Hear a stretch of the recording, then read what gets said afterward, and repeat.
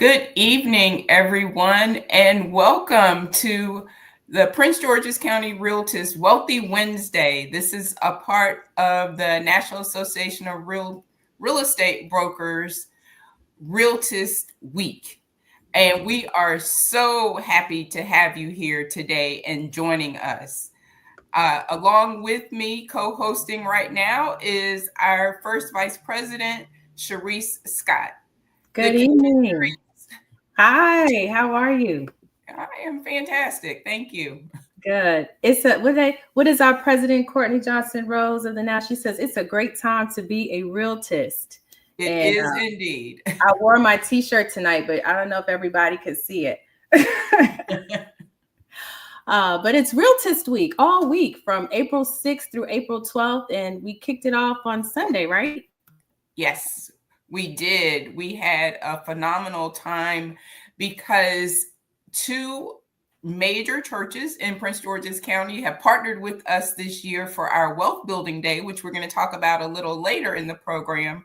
But we fellowshipped together with them. So we were at Ebenezer AME Church as well as Reed Temple AME Church on Sunday. And we just had a remarkable time. And it's just a great time to kick off, and a great way to kick off the week, to start in fellowship and worship.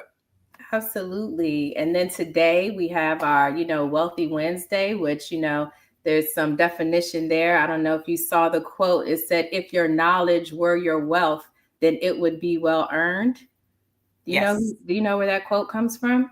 I wonder if anybody in the audience knows where that quote comes from. It's one of my favorite artists.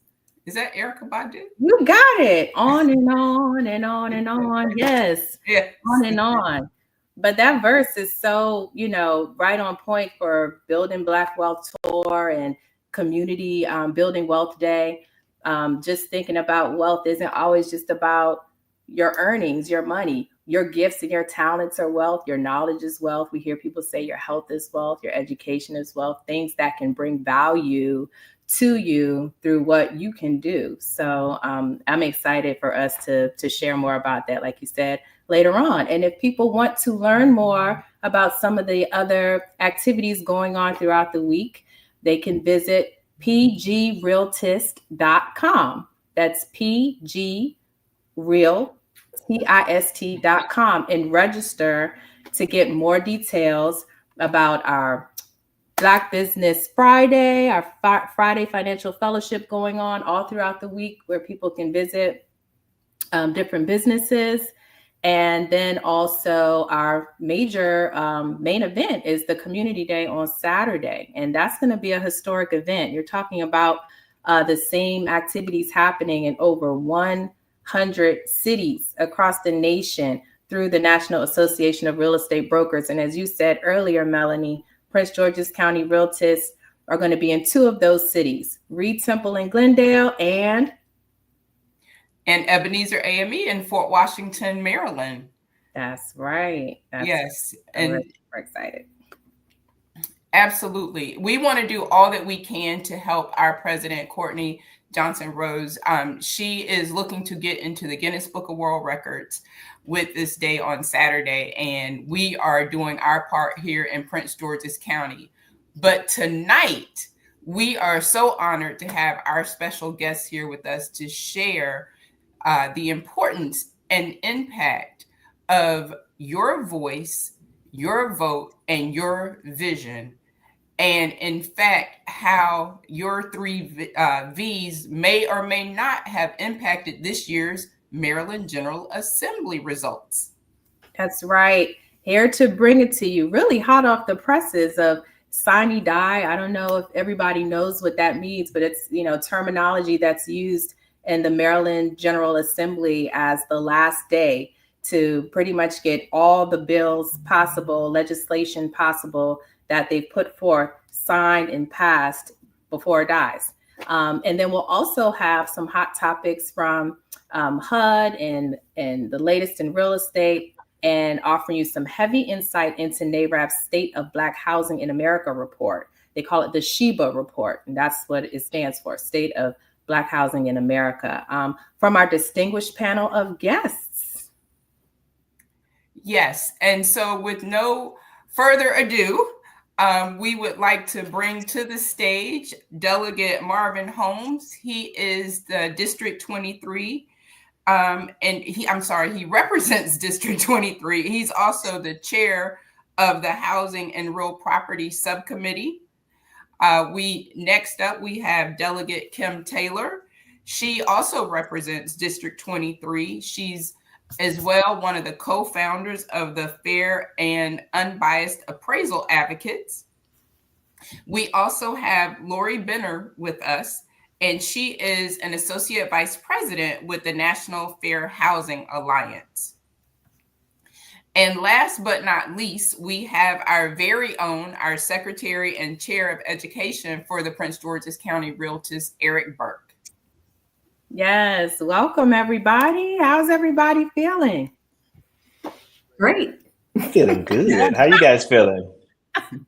We're excited. You know, I know it's the end of the day, so we kind of have a lot of different energies, but we're just going to keep it real conversational tonight. But it's exciting. It's an exciting time because, you know, there's a lot of fear and a lot of stuff going on and a lot of work going on behind the scenes to try to undo things that are being done. But at the end of the day, knowledge is power. And that's where we're, you know, speaking from tonight on this Wealthy Wednesday.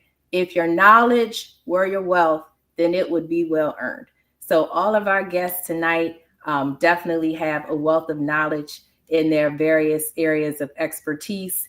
And Eric's going to bring it full circle toward the end with some additional educational viewpoints from the National Association of Real Estate Brokers. And then you, our beloved community, our audience will have an opportunity to share or ask some questions and hopefully get some answers tonight. We are always about action. Share the information, empower you with the knowledge, engage you with the opportunity, but we want to see what actionable items, you know, can actually come out of our conversation. So thank you all for joining us this evening.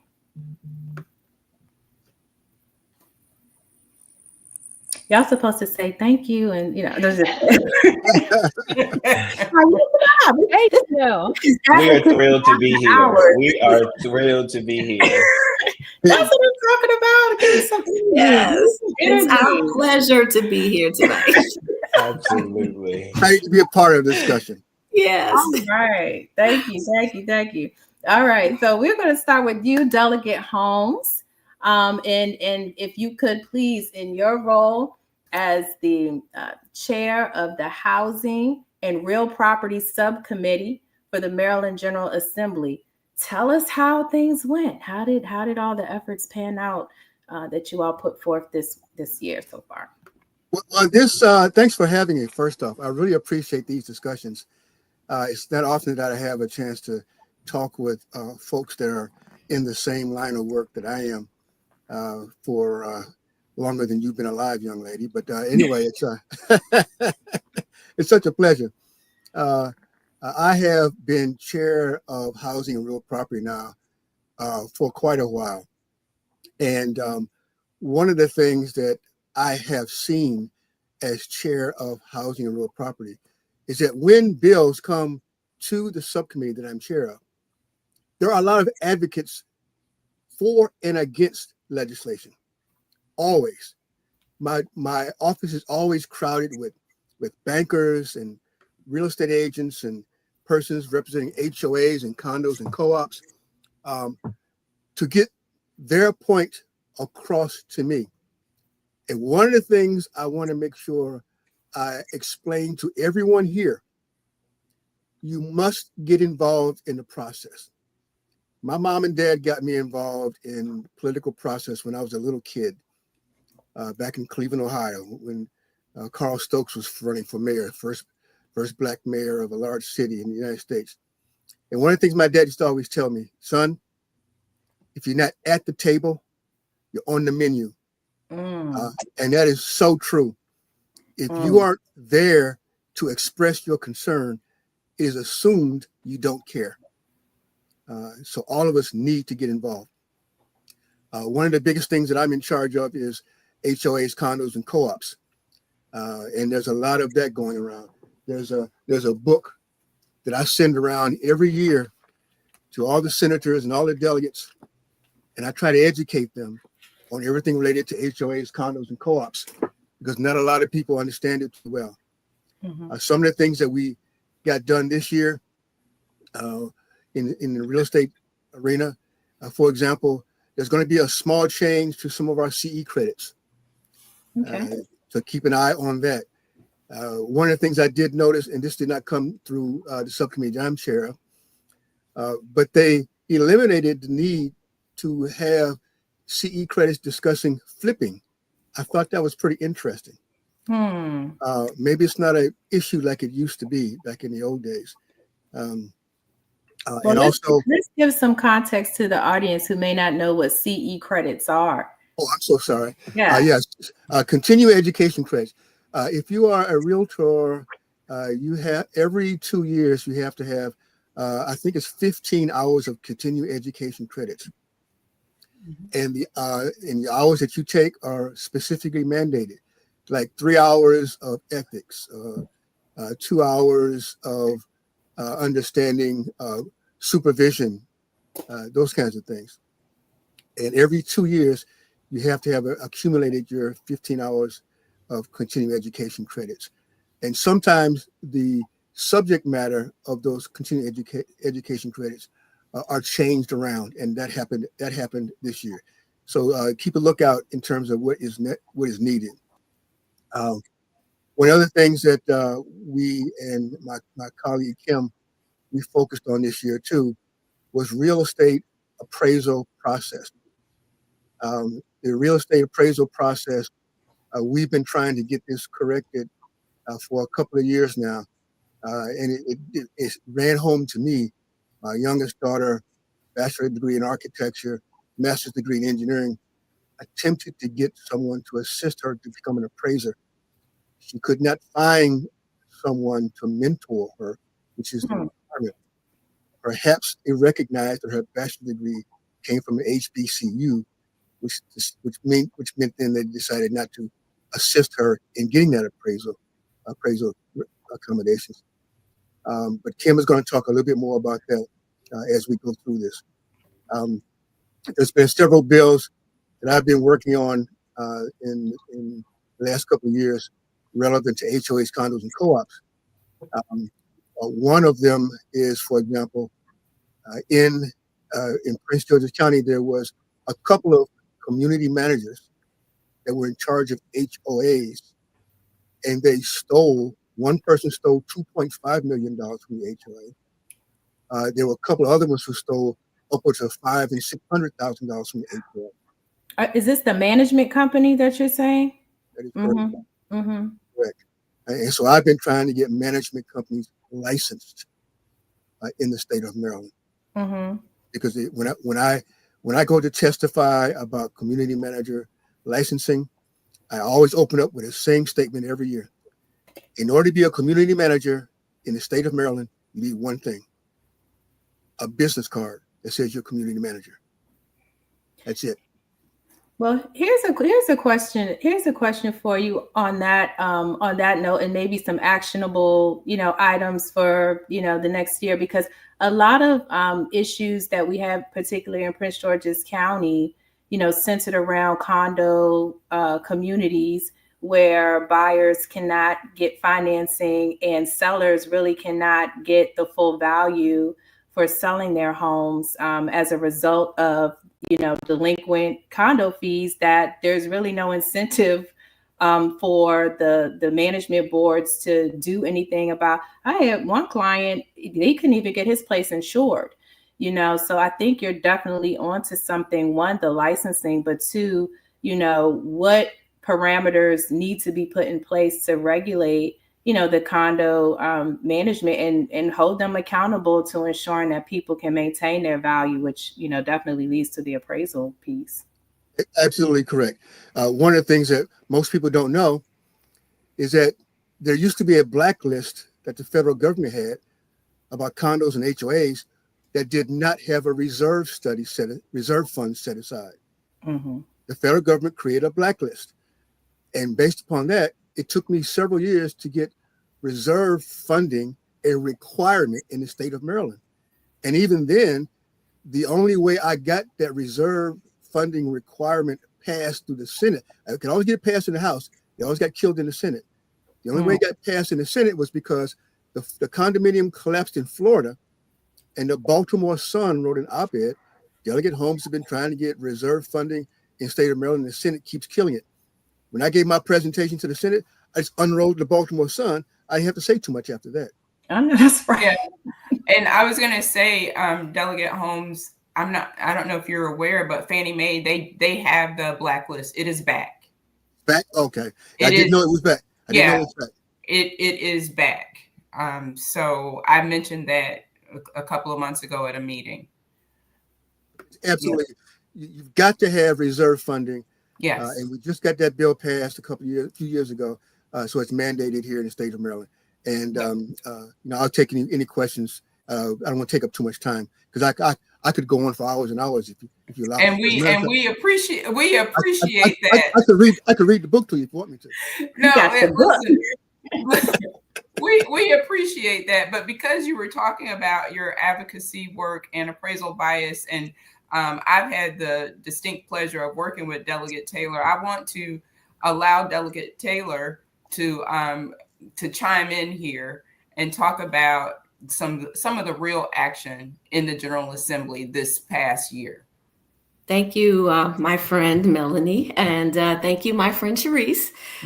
And thank you, my friend Delegate Marvin Holmes. And he is right. Like, nobody knows as much as Marvin Holmes does about real estate law in Maryland. He'll take you all the way back to, what's the date, Delegate Holmes? The summer of 1634, King Charles I. Woo! And he says that regularly on the floor. He reminds us. But yeah, thank you for having me today. And like you said, I'm Delegate Kim Taylor, and I'm proud to represent District 23 with Delegate Holmes. I've learned a lot from him. And in fact, before I start talking about the legislation, I'd like to give you a little background, because it's interesting how we end up in these spaces, right? Definitely. 5 years ago, and Melanie knows this, 5 years ago, like, I didn't know anything about real estate appraising, the appraisal industry, nor did I think I was going to become a delegate. So it's really crazy that I'm here talking about this now and considered sort of an expert on the issue. But it all started for me in 2021, and I was HOA president in a small community, and we have lots that are still unbuilt. So there was one lot owner that called me because I was president, and he said, is it normal that I would pay more to build my house than it appraised for? I was like, what? That doesn't sound right. But I didn't really know. So the first person I reached out to was Melanie. She was my realtor friend. I reached out to her, and she said, oh yeah, I'm not surprised. It's a custom home. I'm really not surprised. So she suggested that I reach out to Delegate Holmes, and we did that. We also reached out to the National Fair Housing Alliance, and they were a big help. That process takes a little longer, and I'm sure you'll explain that later. But we really, really, really were anxious to get something done and to dig deep into this issue. So we created the Fair and Unbiased Appraisal Advocates. And literally, it's a grassroots organization that met, on Zoom. We met at my dining room table. So anywhere we could, we met. And really, we were established to address the issue, bring light to residents in the county about the issue. And we hosted 2 town halls that brought together realtors, bankers, appraisers, developers, and others in the community to discuss and identify the challenges that, folks were having. And I mean, we were just shocked at the conversation during, especially that first town hall, how many people were there that had experienced the issue or just knew firsthand that there was an issue. I was even more shocked at that time to find out that there were some folks who just adamantly didn't think there was such a thing as appraisal bias. Wow. Wow. And we had our second town hall moderated by Andre Perry from the Brookings Institute. Now, this is the man who did all of the research, years ago, about redlining and institutional racism in this area. And he provided irrefutable data that it really does exist, right? Mm-hmm. We even brought governor candidates into that second town hall. And this is before they, while they were still candidates. So we could hear from them what their administration would do in terms of the challenges in the appraisal industry. And it's funny because the one that won we wasn't even at the town hall, I don't think. Anyway, coincidentally, around the country, there were all of these reports. I don't know if you remember during, Black Lives Matter movement. There were all these reports about folks who had to strip their homes of their ethnicity, have their white friends come in and stand in for them during the appraisal process. Yeah. And, it was just like I said before, it's interesting how you find yourself in these places. It's like, this is exactly where I knew I was supposed to be. And then I was elected state delegate in 2022 and started in 2023.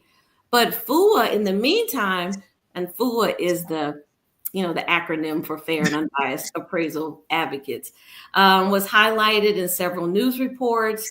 My neighbor, Jackie Priestley, and her husband were invited to the White House by the Secretary of Housing and Urban Development at the time, Marcia Fudge, who started the PAVE Task Force, who maybe Marvin will talk about a little bit later, maybe.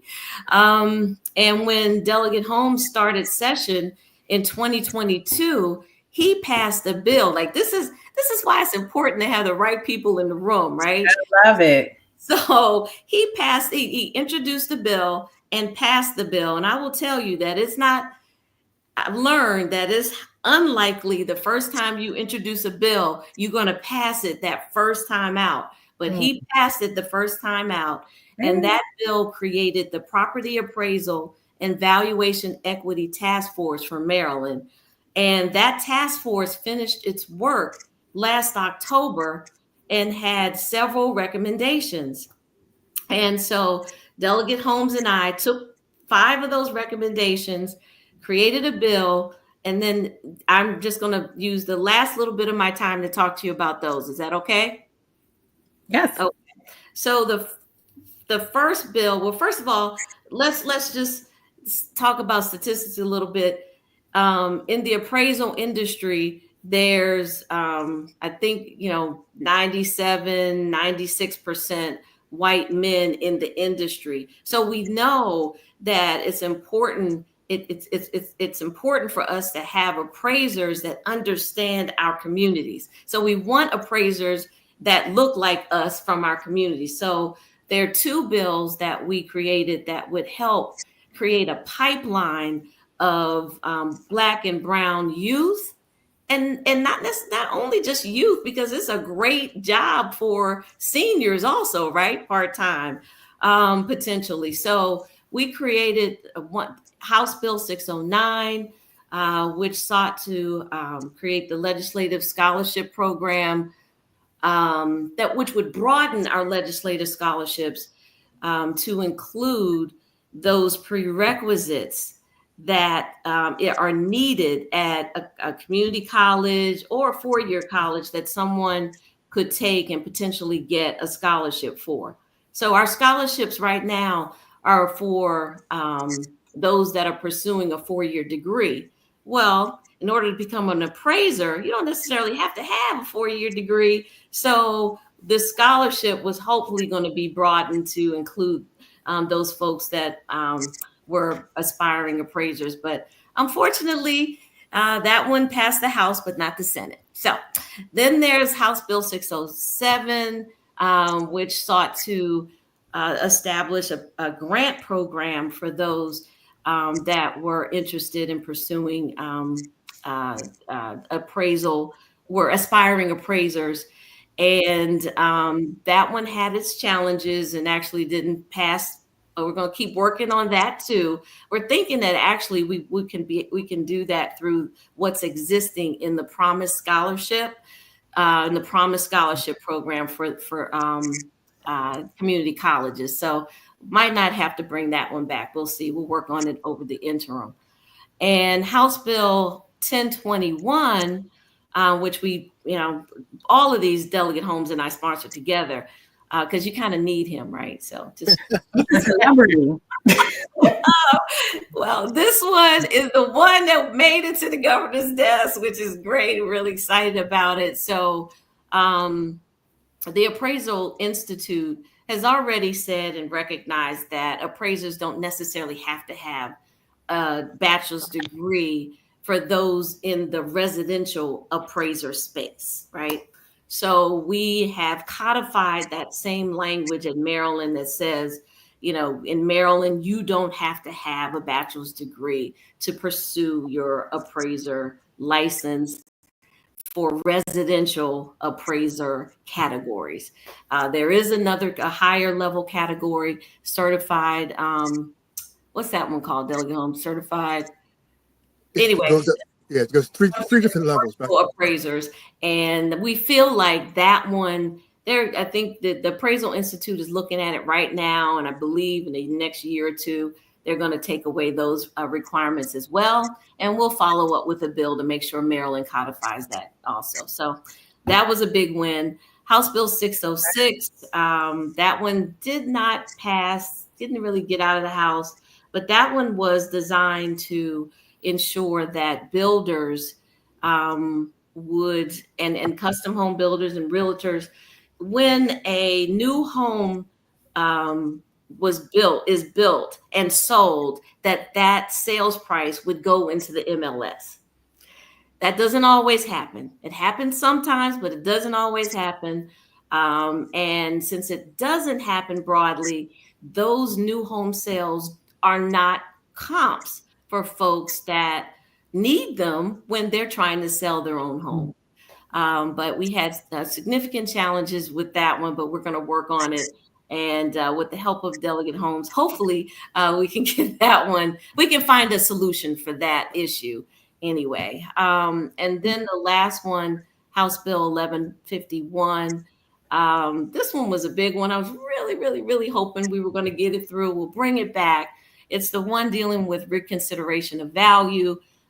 We tried to mimic the Tidewater initiative from the VA, from the buyer side, and then even broaden it to having sort of an automatic reconsideration of value for those selling their home and for those that are looking to get a HELOC or if they were trying to refinance their homes. So, well, we had a good year. And by the way, all of these were Black Caucus priorities.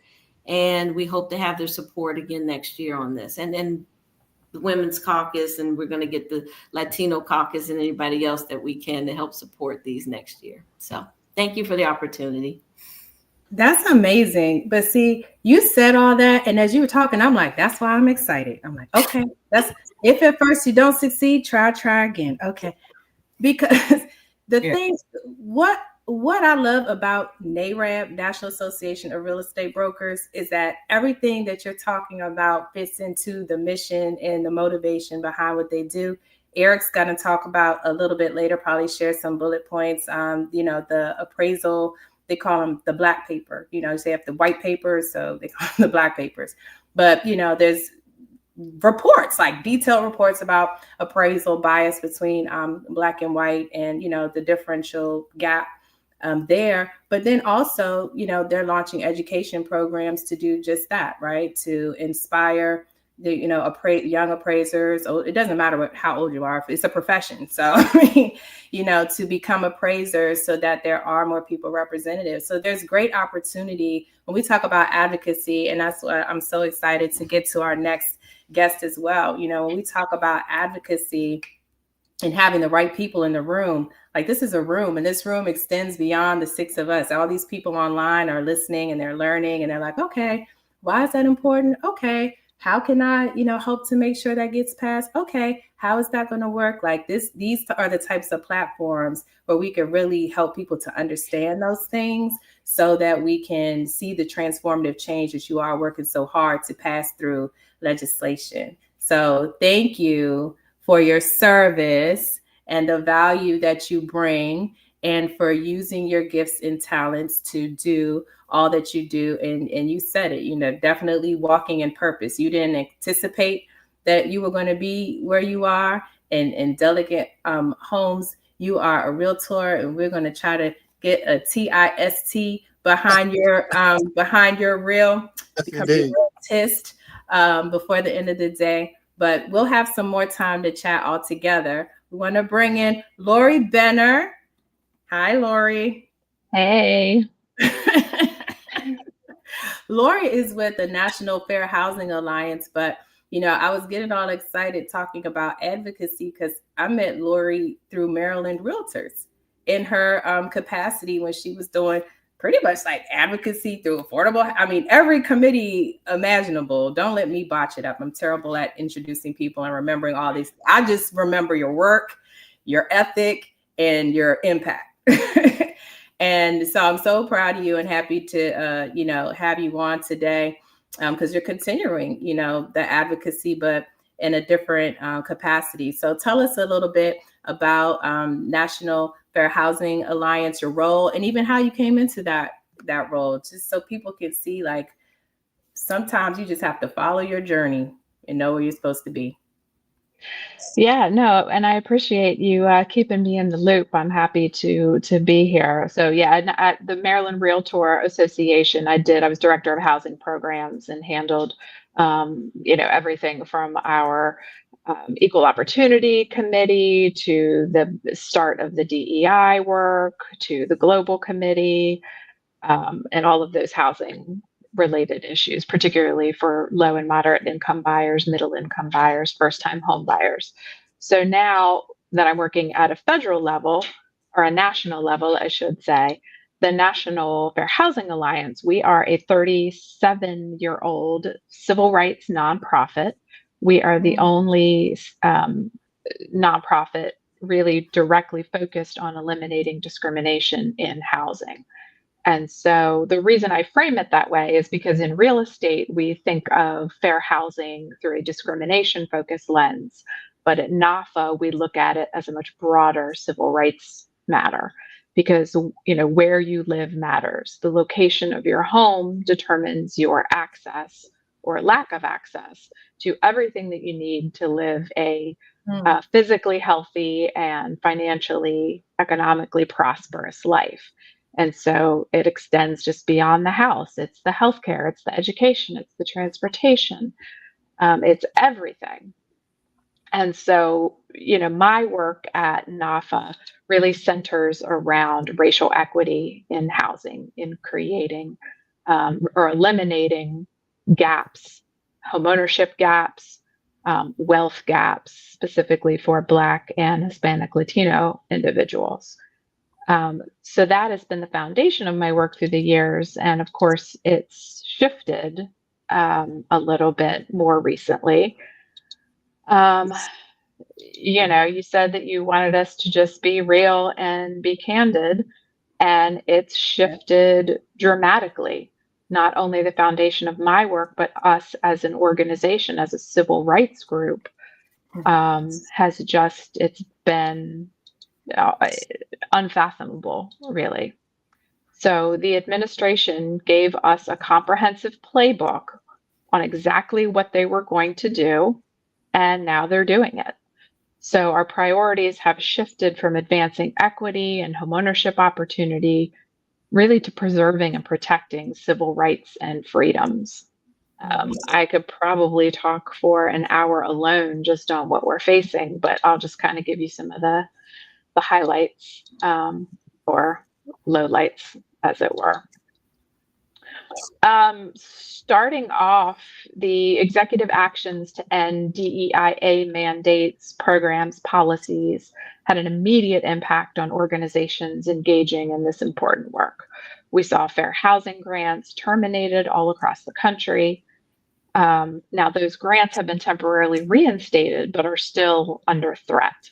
So you couple that with the terminations of HUD staff, closing of HUD offices, and we're seeing an environment where discrimination is likely to run rampant. HUD and the Department of Homeland Security, including ICE, have signed an MOU, a Memorandum of Understanding, to collaborate on identifying and addressing individuals in federally subsidized housing who may be ineligible for benefits due to their immigration status. So that is obviously of a big concern. The Federal Housing Finance Administration, FHFA, is also directly contributing to making homeownership less accessible and more expensive for middle-class Americans. There have been mass firings, terminations of executive leadership, and this flurry of policy rescissions, including equitable housing finance plans, repairs of REO properties, appraisal reconsideration of value structures, tenant protections, and special purpose credit programs. So I'll expand a little bit on that one because that's a big point of interest right now. So our understanding is that the GSEs have terminated. I guess I should actually back up just a second, just in case there are folks who are not familiar with special purpose credit programs. I'll just insert that real quick. Special SPCPs were made allowable by the Equal Credit Opportunity Act of 1974. And that means that lending institutions can create a program that is designed for an economically disadvantaged group of people who share a common characteristic, such as a protected class. So in layman's terms, this means that a lender can create a loan program specifically for Black people, specifically for people with disabilities, specifically for Hispanic Latino people. These programs have really started to launch over the past 3-4 years, and there's a variety of reasons why they haven't been used up till now. Unfortunately, we're seeing a big wave in the opposite direction. So FHFA have said they put an end to SPCPs, and our understanding is that the GSEs, Fannie Mae, Freddie Mac, are terminating the SPCPs supported by the enterprises, but not the ability to purchase loans made by outside entities, supposing, of course, that they're not race-based. However, this has really had a chilling effect overall on SPCPs, and there's a lot of speculation that this is just a first step in eliminating possibly even the enabling legislation. The Consumer Financial Protection Bureau is under threat. The Civil Rights Division of the Department of Justice has effectively been gutted, and the list goes on and on. I keep having to, as I talk about these things, I keep having to check myself to see if I'm being dramatic, because it feels very dramatic, but ultimately, no, I'm not being dramatic. Yeah, we know, but we know this. We know that the history of the founding of this country isn't great. That's an understatement, but we know there's some strong basic concepts, including distribution of power, checks and balances, and a sense that the country would be governed by the people. And all of that is really under threat and under attack right now. And it's very, very scary.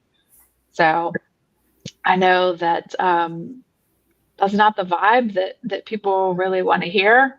But it's real. But to counter that, I can say that civil rights advocates, law firms, housing organizations, all of these people are quite literally working around the clock, filing lawsuits where necessary, reaching out to legislators, doing using every tool imaginable to help fight against these things and to restore and further um, housing opportunity at a minimum, but civil rights and human rights in the broader scale.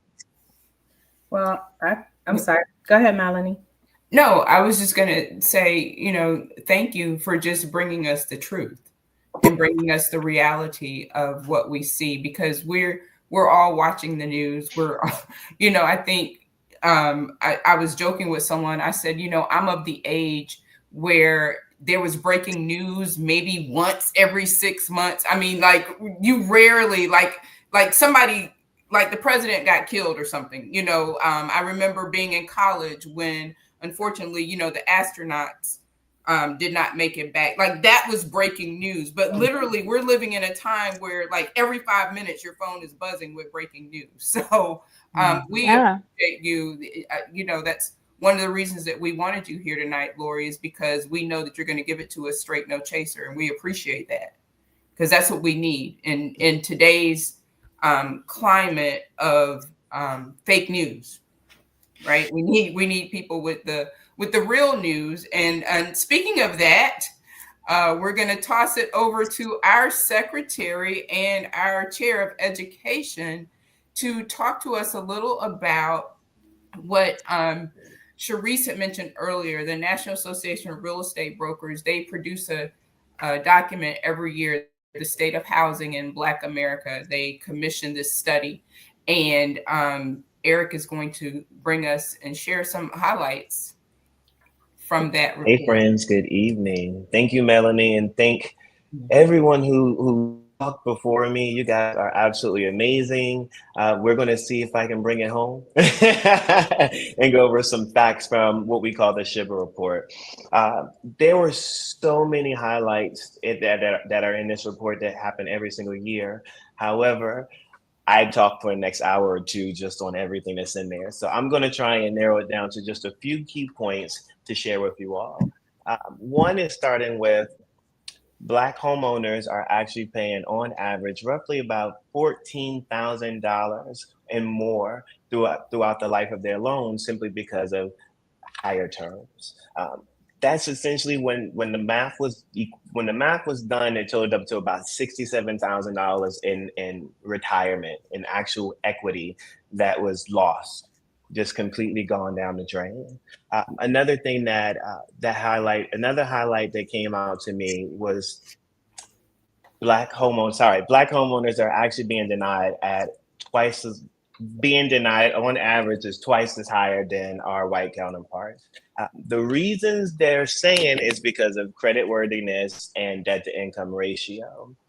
To me, what this tells me as a broker, as a realtor, is that I need to be educating myself on what products and services that are out there, and also partnering my clients with the right lenders to actually help them get the job done. So if they can't get them approved today, maybe that lender is going to give them a roadmap to where they can do some credit repairs, so where they can actually get a rate that's actually favorable to them. Another thing that came out to me, this just blows my mind every time I read it, is that there are between 2.5 and 3 million mortgage-ready Black Americans throughout the United States that are simply not buying due to systemic barriers. We want to make sure that we are unlocking this. We're educating ourselves to figure out what are their barriers and how can we get to this group of people. And the last point that I want to just highlight really quickly is that homeownership among Black Americans versus white Americans for under the 35 age group is at an all-time low. For Black Americans under 35, just under 11% own a home, compared to our white counterparts is roughly 23%. Big disparities there, and it just shows that we need to get out to our younger generation and really understand why they aren't buying homes and try and educate them on the reasons on why it's important to buy a home and how you can actually start building wealth from a very young age simply through home ownership.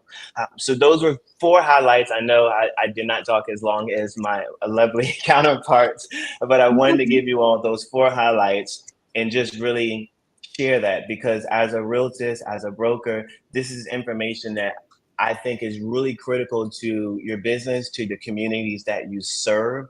How can we impact the communities in the greatest way? Reading reports like this really highlights this information so we can actually go out there and do the work to educate the community. That's my spiel.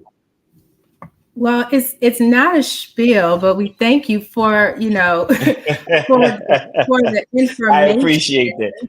Well, those are my facts. Let's get it. Yeah, Let's get it. they're facts. Just like Lori laid the facts, and I want to just kind of go back before we go forward really quickly and tie it all together, because as much as we heard in Lori's report all the things that are being undone, the thing that stuck out the most to me that I've been feeling in my gut is that, this is the civil rights movement of our time. It just looks different, but it's still a lot of the same issues just manifesting in a different way, so the ability for us as a community, and why, this Realtist Week and having this event and the big community day, that we're pushing to on Saturday, is really an opportunity to bring all these people together, all these like minds on this call, all the, folks that are viewing at home, to not just take this information and sit with it, but take this information and think, okay, well, it's legislation, right? So we have Delegate Holmes and Delegate Taylor on here. Just as easily as somebody can write and unwrite something else can be written, right? And when something else is written and the right people get behind, so we talked about, what did we say, Melanie? Your voice, number one. So if all the things, the special purpose credit speak to what Eric was just, sharing with us, mortgage ready, Black Americans, mortgage ready, any Americans. The fact of the matter is, a lot of people don't have the education, they don't have the resources, or they don't know how to access these tools that are available to them. So that does sort of become the responsibility, of us as a community, as professionals, as real estate professionals, as lenders, to your point, you said that, Eric, whatever your role is as legislators, to hear the voice of the people and say, okay, well, what can we write to that? Just like you all did with the appraisal biases. You started with a homeowner association, end up with a task force, and you did get some things through, so that's good, and people are paying attention. We talked about the builder component. That's something that is probably a whole nother podcast, because when we will go to the questions in just a bit, but when we talk about the fact that we need housing, but it's difficult to create housing, or housing. I mean, what does affordable mean, right?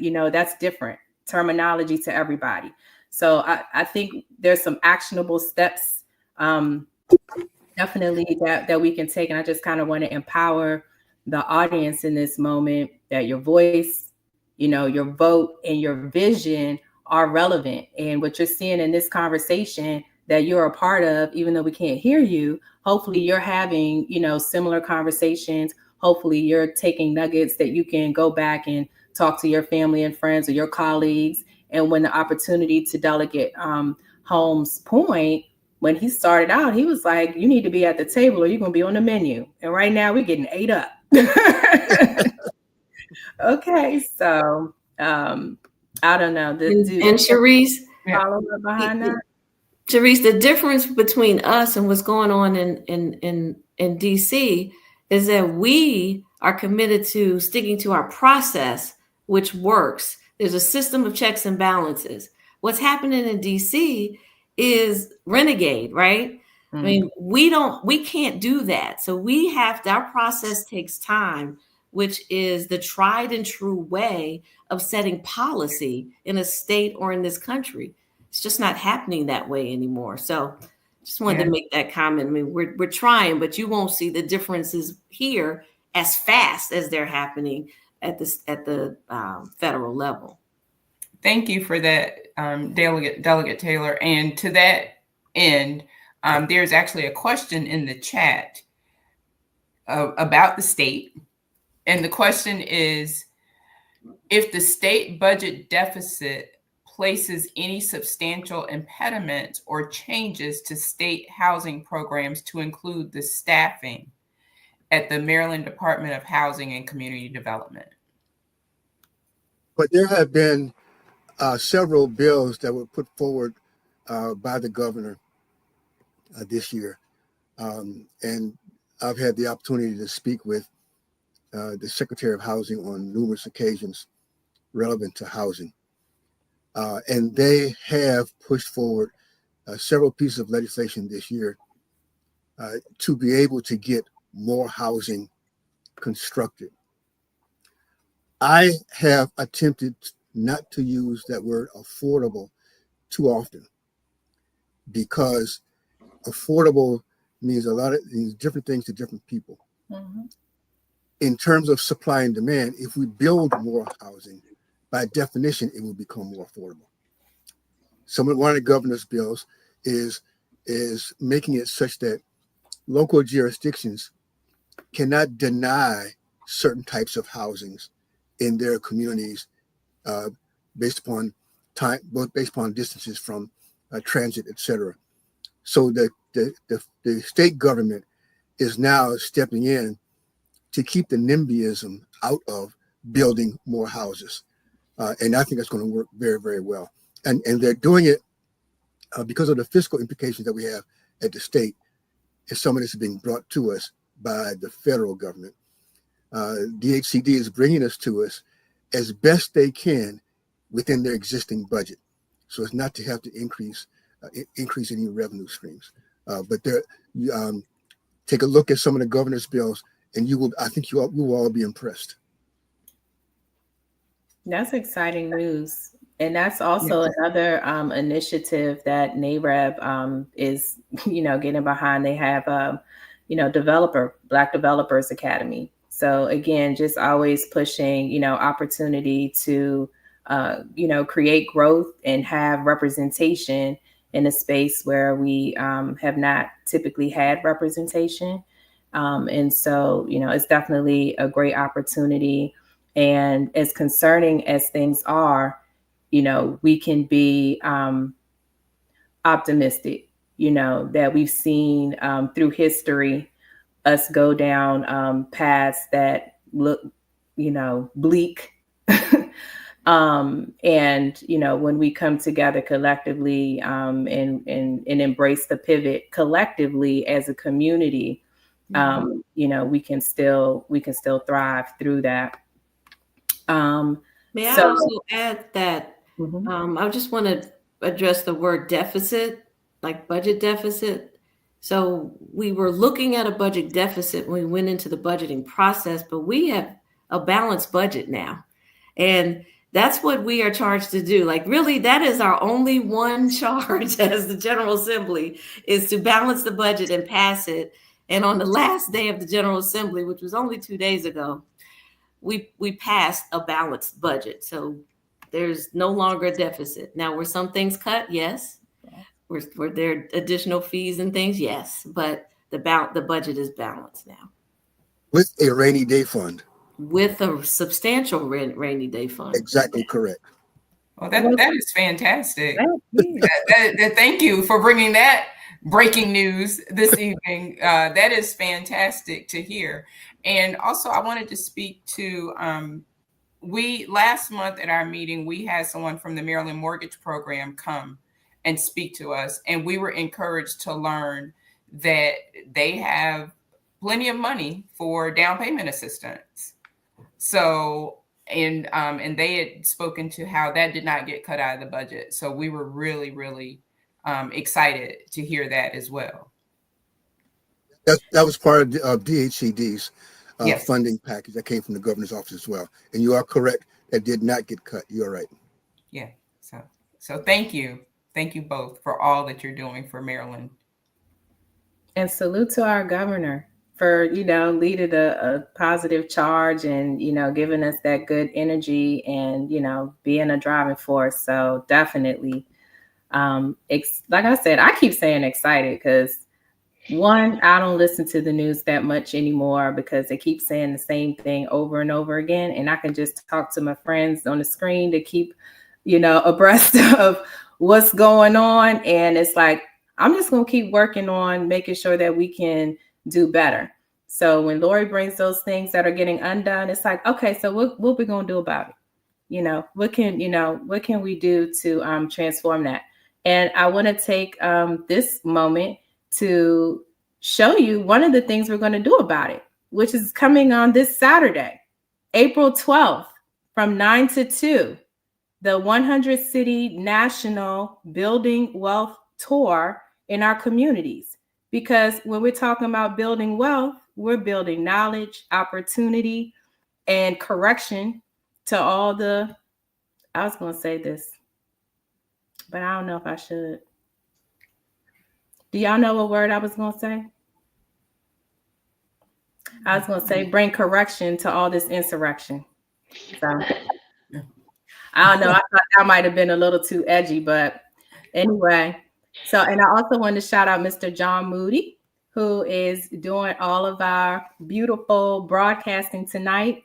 And he's going to run this quick promo so you all can see what we have planned for this Saturday. Another opportunity to bring resources to the community to address the pivot and all the things that our individuals need, whether you just got laid off, whether you're thinking about downsizing, whether you're trying to figure out what to do with your 401k, how to take care of heirs properties, trusts, wills. I mean, pretty much any question anybody in this call video room right now will be able to be answered at Reed Temple or Ebenezer AME churches on Saturday. The event is free, and I'm going to stop talking so we can run our promo. And while we're running it, please, if you have questions, put them in the chat.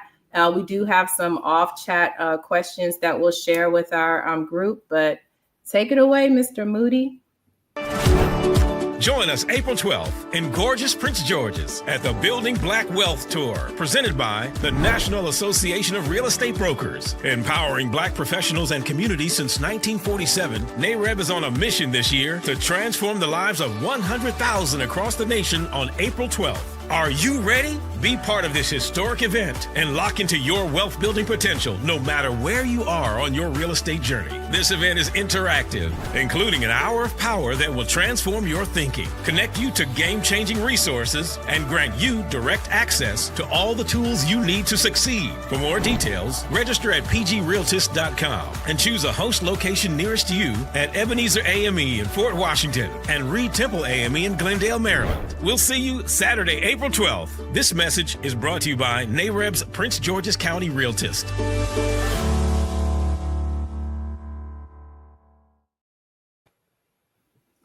Very good. So we hope everybody will register and come and join us and be a part, of this movement. This is our first time. So we want to, give a shout out to our President-elect, Pat Long, and our co-chairs for this event, Tracy Goins and Arlanta Williams, and all of the amazing Realtist volunteers, from our membership base who are putting in a lot of work, others from the community, and all our guests. We're going to have some really impactful people who are coming through to pour into the community and make sure that we can get through these times together. And even though that was a nice promo, I don't have the questions up yet. So if you guys want to talk about anything else, I wanted to take this opportunity as you were giving everyone else their flowers, Sharice, just to thank you. So you stepped up in a major way. Yes, you guys. Yes, she deserves all the hands. My mom raised me by telling me that you give people their flowers while they can smell them. So I could not let this moment go by without thanking you.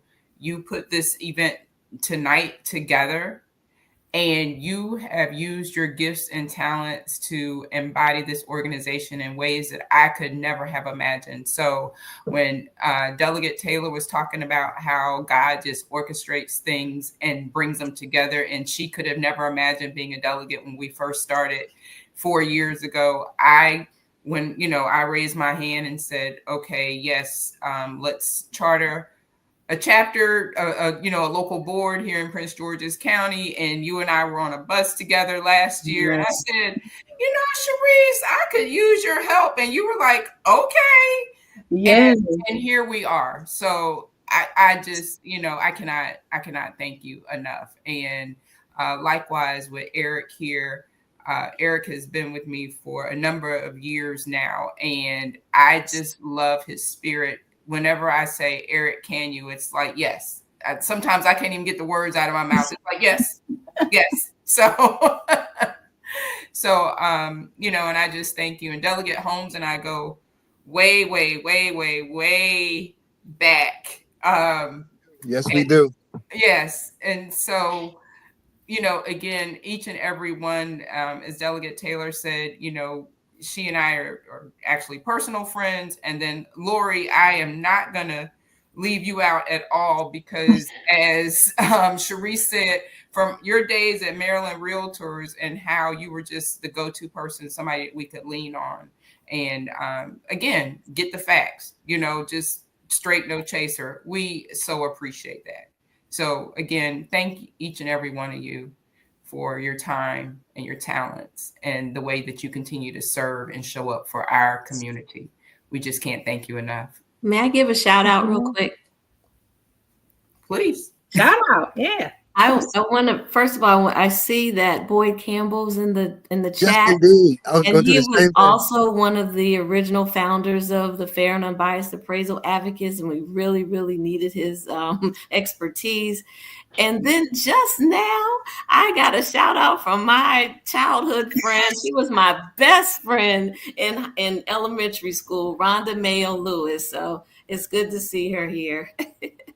But see, that's community. I know, right? Yes, yes, I mean, that's community. We could probably all tell stories of, and especially in this area, they'd say 6 degrees of separation. It's more like 3. In the DMV, and definitely thankful for the leadership. For those who don't know, Prince George's County Realtors, we just chartered in the summer. So this is our first, go round, and we're definitely looking forward to engaging and planning and continuing to, create impact together. And, I saw Rhonda's message in here. She says she's concerned about the barriers to home ownership and look forward to continued work to provide access to home ownership. And as many people that feel like, this is not for them, or they don't know how they're going to, address it. And some people are just so bogged down with their everyday, they're just trying to get to work and trying to pay their bills. They can't really think about how to do this. This is why bringing the resources and showing them that, no, it's actually accessible. It actually is not going to cost you your whole paycheck to get a plan of action to help you, get through what you're going through. It really just takes connection, in the community for somebody to be able to refer you or to show you or to guide you in the right direction. And so let this be, a season of guidance and direction and, stuff that we can all do together. Sharice, can I piggyback off of that? Please. So I have one of my family members sends me a ton of referrals. I'm grateful. And a lot of his referrals come from people who don't believe that they can buy a house. They don't believe they have enough credit. They don't believe they make enough money, all of the works. And I can 100% say that I've closed every single transaction with every last one of those referrals. And it was simply a matter of educating them. And it's go apply for a mortgage. 9 times out of 10, you will not get told no. You're going to get told, yes, you're approved. Congratulations. This is how much you're going to make. This is how much you're approved for. Or you're going to say, hey, look, if you do X, Y, and Z, we're going to approve you for this amount. And I explain this to people, and it really is about getting out there, the grassroots, educating and letting people know, let's get a plan in place. So it starts with educating, because once we do that and we break down what's in here, right? Because we believe the process is so much harder than it really is. And I was one of those people, I bought my house in 2018, and I was like, oh, this is going to be so hard. I went and got approved the first way around. I was like, whoa. Really? Right. That's me. I got approved. Okay, I'm buying a house now. But I believe that happens to a lot of people, especially the younger generation, who just don't know any different or think it's so much harder. So we just got to get out there as realtors, as brokers, as salespersons. We got to educate our community and let them know that it's not so difficult. Let's get you partnered with the right people and let's make it work. And I'm one of those people who gonna pull it together, the puppet master. So thank you for allowing me to put my 2 cents in on that. But it really is just educating and partnering. When they say education is power, that's a real thing. And on Saturday we'll have people there doing pre-approvals, on the spot. And if you don't qualify, then we'll have people there to evaluate your credit. We'll have people there to evaluate your tax health, your financial planning. I have a young lady now, she, think about going from renting for $1,700 because you've been renting so long, and now you're trying to purchase a house and the house is $3,200. Like, how do you wrap your head around that? But you're approved because on paper, your money is right. But if you don't know how to budget your money to afford a $3,200 note, there's the education, right? So it's so much more than just buying a house and selling a house and all that. There's a lot of depth to it. And people, come to the process with stories and situations. Most people are moving because it's a situation, whether it's good, bad, indifferent, and you have to be able to talk through those things. So I was going to shout out Jamal Daniels. He wasn't able to join us, but he is our political action chair. And so he had sent the questions that I was looking for earlier. And to be honest, we did kind of touch on them. He was asking about, needing access for first-time home buyers to purchase affordable housing, noting that the average price in the county is about $450,000.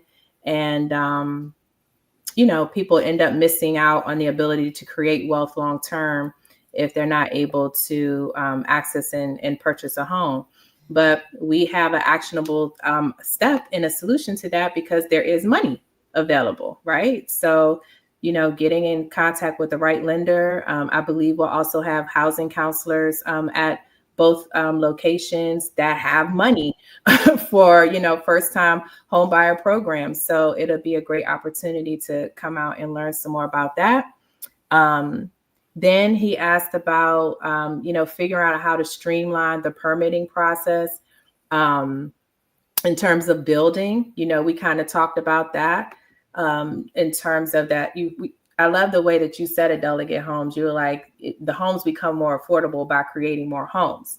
So how do we make it more tangible to create more homes? And that, permitting process, people have their different stories about DPI, but, I think they believe they're constantly improving their process. And maybe there's, more of a conversation or, around just, I do know there was some legislation that passed that made it more accessible for like nonprofits, military focus, and churches to bypass a lot of what a traditional builder would have to go through in the permitting process. So I don't remember what exactly that legislation was, but it passed. And so, that is a big stride in terms of, making it more accessible for people to build homes. And it might not, anyway, don't let me get it wrong. If I could chime in for just a second. ADUs passed. Mm-hmm. Yeah. Yes, sir. Mm-hmm. One of the things that I had been working on for quite a while, in Prince George's County, we have a lot of vacant lots. And if we don't have some type of methodology to let people know that there are vacant lots available, then those lots become problematic to the citizens who live around them, and B, Prince George County is losing out on tax dollars. I've had numerous conversations with our incoming county executive, Aisha Braveboy, and we've been talking about some of these things in terms of the processes as well. So I think you're going to be seeing some positive things coming forward in that aspect. Well, we will be looking out for them for sure. Yeah. And Sharice, before we wrap it up, I do want to also highlight Friday. Friday, yes. So Friday, we will be in the community. We created a Black Book, Prince George's County edition for 2025. One of my initiatives as president is I wanted us to be in the community visiting local Black-owned businesses. And so, so far this year, everyone that we have approached, they've welcomed us, they've opened their doors, they've allowed us to meet there. And so we want to take Friday to highlight these businesses, and we're asking people to go around. We actually created a little Black book. It's like a stamp where you can go and get them to either stamp it or give you a receipt or initial or something, but essentially just patronize the businesses. And we are going to have a drawing on Saturday for the people that come who have patronized. We would love for you to go to 12 businesses. That's probably a lot in one day, but as many as possible. You can start today. That's right. Or tomorrow, because it's kind of late now. But yeah, so we definitely want to give a shout out. If you could put the graphic back up one more time. And so the businesses that have been participating with us and that have really opened their doors to us is Lab 301 in Bowie, which is a golf simulation place. If you guys are not familiar with it, it is fantastic. Mix and Mingle Coffee Lounge in Clinton, Maryland. Sobeys Restaurant in Lanham. Wellspring Manor, which is a day spa.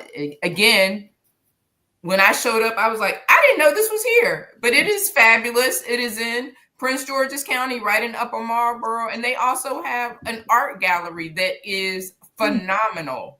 So, and they're doing a gallery walk on Sunday. So we'll be, sharing that out because it's a free gallery walk. You get to come in nature, see their gallery. It's amazing. It's fabulous. Yes. And really quickly, PJ's Coffee, the one in Camp Springs, has hosted us. Mary Lou's, Brass Tap Bar, Ginger Roots, and the Grocery Outlet. So we just want to highlight those, thank them so much for seeing the vision, welcoming us in, and we are encouraging you to go out and fellowship and support these businesses. Yes. Thank you so much. Thank you. Well, I think, I'm sorry, go ahead. Oh, I thought somebody was saying something. I wasn't looking. But I could say something. I first of all, thank you for your partnership. We rely on the realtors really to kind of drive this boat, especially in terms of appraisal bias. And one thing that I'm going to ask you to do is think about something. We talk a lot about the affordable housing market, but there are also a lot of very well-to-do folks looking for home ownership in the Washington metropolitan area. And quite often we steer those folks to Virginia, DC, and Montgomery County, and never ever give them, and I know I'm preaching to the choir with this group, I understand that, but for those that are listening, we never give them an opportunity to take a look at Prince George's as an option. There's some great places to live in Prince George's, as we just highlighted with our Black book, Black list.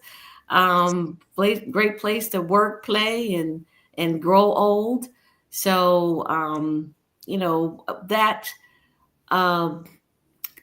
neighbor that called me, who started this whole thing, that one phone call, business owner, like very, very successful business owner, and chose to live in Prince George's County and built that house anyway, even though his appraisal was lower than what he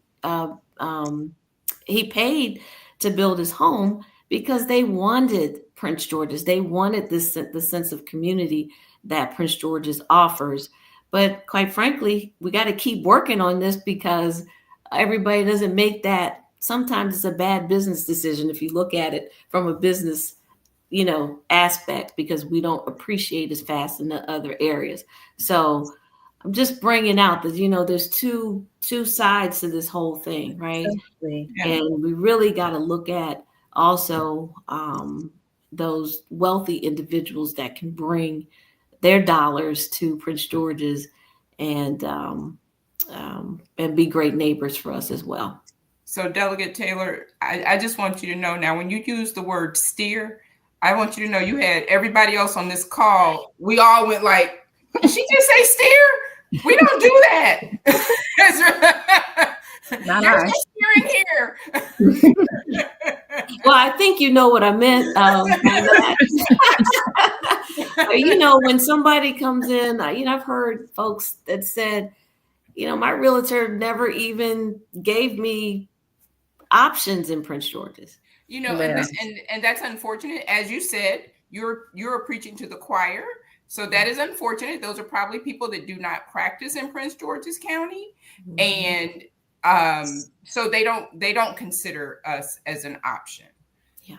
Yes, because they don't know. So just know that everyone on this call, we love Prince George's County, and we absolutely jump on every opportunity to sell homes right here in Prince George's County. And speaking of which, shout out to our president of Maryland Realtors, who is a proud Prince George's County realtor and realtist. Okay. Ms. Cheryl Abrams Davis. Yes. Thank you for joining us tonight. She is running the State Association of Realtors right now, and is Prince George's proud. So I think, when you're from this area, it's, it kind of all, flows together. But you made me think of another thing, the seniors. We have a lot of, you said well-to-do, and I thought that was the direction that you were going with it. But we have a lot of established seniors who have done their part, who have bought their homes, who thought that their children were going to want these big, homes to will it to them. The kids like, I'm going to live in the city. I'm not thinking about that house, And so now they're either not able to age comfortably, in place in those homes, and they have to look at, plans to right size and all of that. There's a lot of coordination. And I see a lot of, clients that don't have support, in that space. So again, on Saturday, we have organizations that can help, with paring things down, auctioning items off, because you just, you live in a house for 30 years, you accumulate, a lot of things. And, being able to reassess your plan of action. If you wrote your will or you put your house in a trust, however many years ago, it may be time for you to reassess it based on today's time and how you can leverage your equity, whether it be for long-term care or, to don't wait till you die for the family to get the money. The family needs the money now. So, why are we waiting? So there's a lot of education. We go back to that. And I was teasing Eric earlier, we were talking about miseducation of Lauryn Hill, but it's the miseducation of, years and years of programmatic and systemic barriers that have been, put in place that, needs some undoing. And so I go back to, Lori's comment earlier about, the civil rights leaders in the community doing what they're doing. But guess what? You are all a part, of this movement. Being here tonight, being with us going forward, knowing that we have the opportunity to stand together and move forward, I think is a very positive thing, that we're all in good company. So, yeah. And with that, I just want to say thank you all, and we will let Mr. Moody close us out with one more promo, and we will say good night to all. Thank you, everyone. Thank you. Thank you. Thank you. Join us April 12th in gorgeous Prince George's at the Building Black Wealth Tour, presented by the National Association of Real Estate Brokers. Empowering Black professionals and communities since 1947, NAREB is on a mission this year to transform the lives of 100,000 across the nation on April 12th. Are you ready? Be part of this historic event and lock into your wealth building potential no matter where you are on your real estate journey. This event is interactive, including an hour of power that will transform your thinking, connect you to game-changing resources, and grant you direct access to all the tools you need to succeed. For more details, register at pgrealtist.com and choose a host location nearest you at Ebenezer AME in Fort Washington and Reed Temple AME in Glendale, Maryland. We'll see you Saturday, April 12th. This message is brought to you by NAREB's Prince George's County Realtist.